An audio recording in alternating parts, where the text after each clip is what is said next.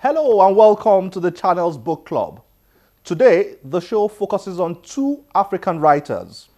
Let's begin from South Africa, a country that has produced many famous and highly regarded writers, from John Maxwell Coetzee to Louis Nkosi and Nadine Gordimer. The country continues to give amazingly talented writers to the African continent and the world in general. One new talent from South Africa is Siphiwo Mahala, the author of When a Man Cries. His short stories appear in numerous literary journals and magazines locally and internationally.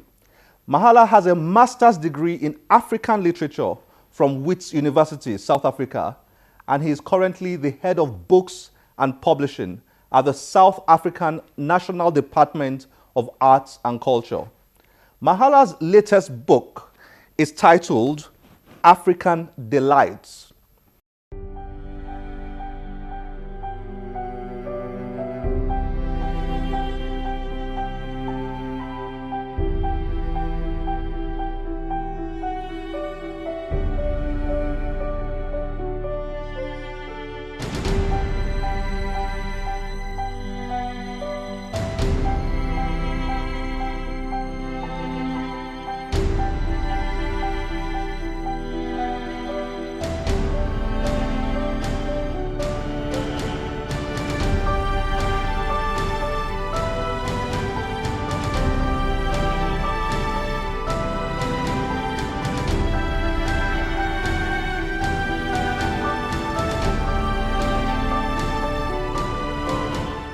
Recently at Popular Arts Home, Terra Culture, Victoria Island, Lagos, after a book reading event, I sat with Mahala to discuss his writing, African delights, African literature, and how his Department of Books and Publishing in South Africa is functioning to support literature in his country. He also got to read for us. Enjoy it.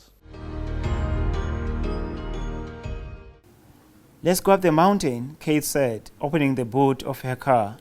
She took out her backpack, which contained, among the noticeable items, bottled water, a camera, sunblock cream, a pack of Camel cigarettes, cigarette lighter, her journal, and a pen. As we stood at the foot of the mountain, I thought about the journey ahead. A small footpath snaked up the mountain. My body shivered as soon as the image of a snake came to mind. I looked around my feet just to make sure that there was no crawling reptile nearby. "Are you going to walk up that mountain?" I asked with a bit of trepidation. "We are going to go up the mountain. We can take a horse trail if you want. In fact, let's check if there are any horses available," she said, and I made a silent prayer for the unavailability of horses. "We've only got one horse available at the moment, ma'am. You may have to wait 2 hours or so to get another one," the anonymous receptionist said. "No, it's okay. Take the one that's available. I'll walk beside you," I said, protecting my dignity. Siphiwo, thank you for joining us on the channel's book club. My pleasure. Thanks for having me. Nice to have you here. Congrats on your book, African Delights. Very enjoyable book to read. But before we come back to this, let's talk about you first. When did your love affair with writing and perhaps books generally, when did that start? Well, it started from a very young age. I think I grew up very close to books. I took refuge in books. Actually, I'm a very shy individual, and being the last born at home and the only boy to my parents, I didn't want to be seen talking to my sisters all the time and indulging in their conversations. So I took refuge in books. So my writing really is born out of my passion for reading. Now, you studied literature, your first degree. You did a master's in literature, African literature particularly. Yes. Why African literature? When I grew up, first of all, many South African writers who write in English were in exile in different parts of the continent and the diaspora, including Nigeria, by the way. And so a lot of the books that I wrote that reflect my own lived experience were in isiXhosa.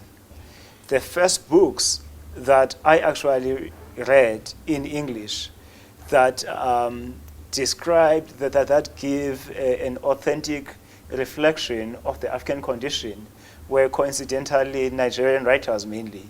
Your Chino Achebe, your Wole Soyinka, the poetry of Chris Okibo, and many other writers mainly from the African Writers series. So that opened a whole new world to me, because at the time South Africa was still in the apartheid state. We were still fighting to attain freedom, and so reading literature from other parts of the continent, on the one hand, showed me the struggle of African states to attain independence.